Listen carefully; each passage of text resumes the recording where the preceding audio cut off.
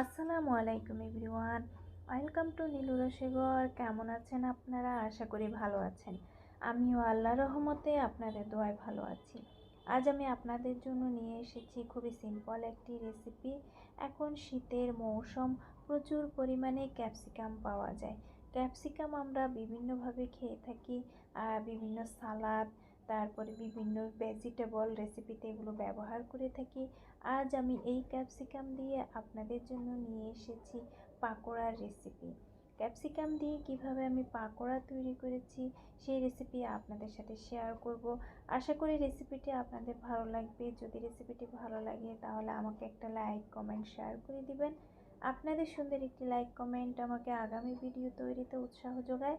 একটি শেয়ার আমাকে মানুষের কাছে পৌঁছে দেয়। আর আমার চ্যানেলটিকে সাবস্ক্রাইব করে অল বাটনে ক্লিক করে রাখুন, তাহলে আমার আগামী ভিডিওগুলোর নোটিফিকেশন আপনারা খুব সহজেই পেয়ে যাবেন। চলুন তাহলে শুরু করি।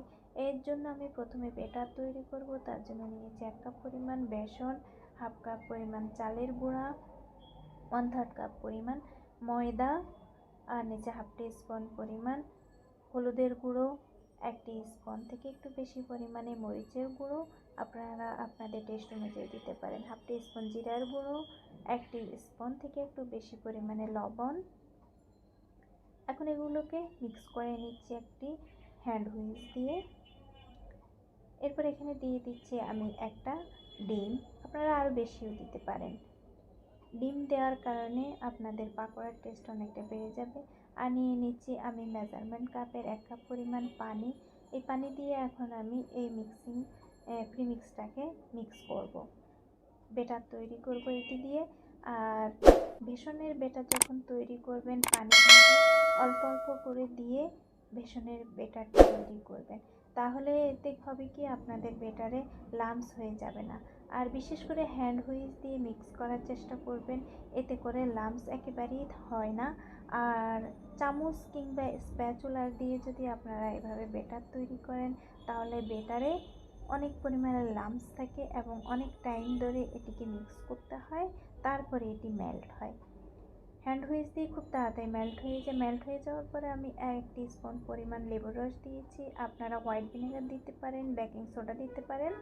আমি তার বদলে শুধু লেবুর রস দিয়ে মিক্স করে রেস্টে দিয়েছি 20 মিনিটের জন্য।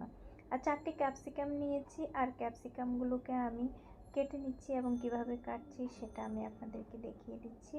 এভাবে মুখটা কেটে যদি উপরের থেকে টান দেন তাহলে খুব সহজেই ভিতরের বিচি সহ শ্বাসটা বেরিয়ে আসে।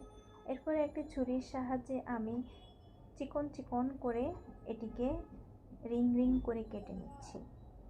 আমি 2 সাইজের পাকোড়া তৈরি করব, একটি রিং রিং করে তৈরি করব আর একটি স্লাইস করে তৈরি করব। এটিকেও আপনারা রিংয়ের মতো করে কেটে নিতে পারেন। এর মাথায় যে একটা বোটা আছে এই বোটাটাকে কিন্তু ফেলে দিতে হবে, এটা কিন্তু খাওয়া যায় না। এরপরে আমি আরেকটাকে কেটে দেখাচ্ছি। এটাকে আমি স্লাইস করে নিচ্ছি। ভিতরে যে সাদা একটা অংশ আছে সেটাকে কিন্তু ফেলে দিতে হবে পরিষ্কার করে ছুরি দিয়ে। আপনারা ছুরি কেন বটকি দিয়েও কেটে নিতে পারেন। আমি 1/2 ইঞ্চি পরিমাণ স্লাইস করে নিচ্ছি। আমি সমান সমানভাবে কেটে নিচ্ছি এগুলোকে। দুটো এরকম স্লাইস করে কেটেছি আর দুটোকে কেটেছি আমি রিং করে। আপনারা সবগুলো রিং করে কাটতে পারেন, আবার সবগুলোকে স্লাইস করে কাটতে পারেন। আমি দুইভাবে আপনাদেরকে দেখিয়ে দিচ্ছি, তাই সমান করে কেটে নিয়েছি। এরপরে ক্যাপসিকামকে ভালো করে ধুয়ে নিচ্ছি আর একটু লবণ দিয়ে এখন একটু মিক্স করে নিচ্ছি। এভাবে টস করে মিক্স যদি করেন তাহলে আপনাদের যে রিং করে কাটা ক্যাপসিকামগুলো সেগুলো ভেঙে যাবে না।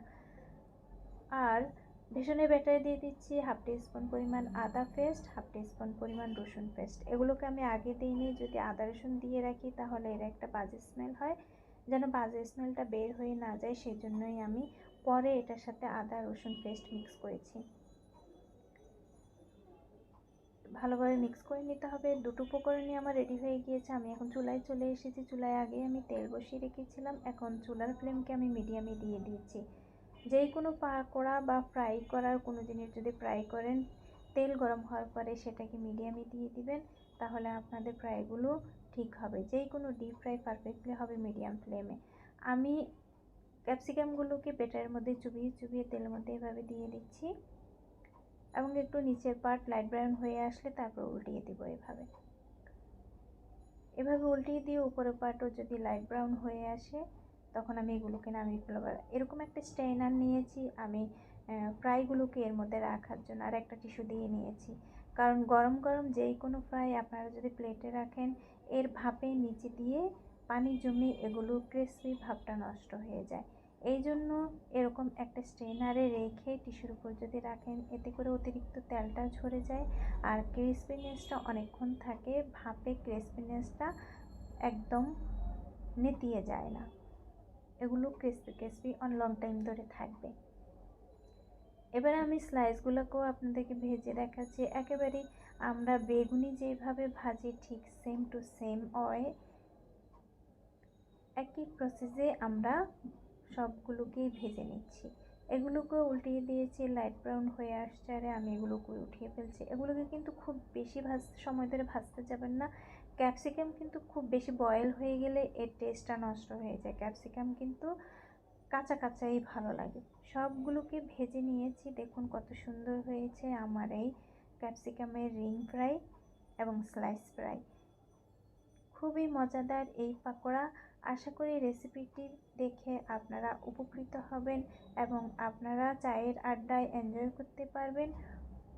অতিথিদের আপনারা খুবই কম সময়ের মধ্যে এটিকে তৈরি করে আপ্যায়ন করতে পারবেন।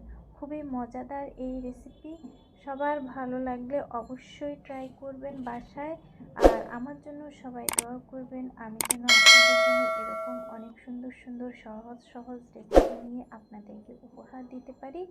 সবাই ভালো থাকবেন, অবশ্যই বাসায় ট্রাই করবেন, আমার জন্য দোয়া করবেন। আসসালামু আলাইকুম।